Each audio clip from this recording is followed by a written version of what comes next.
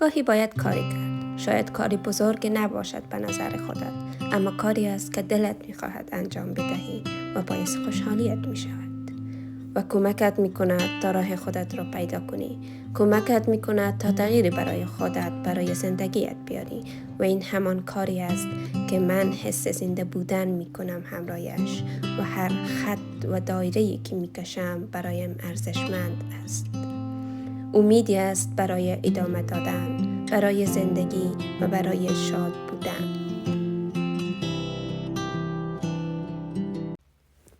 گاهی باید کاری کرد. شاید کاری بزرگ نباشد به نظر خودت، اما کاری است که دلت می‌خواهد انجام بدهی و باعث خوشحالیت می‌شود. و کمکت می‌کند تا راه خودت را پیدا کنی. کمکت می‌کند تا تغییری برای خودت، برای زندگیت بیاری. و این همان کاری است که من حس زنده بودن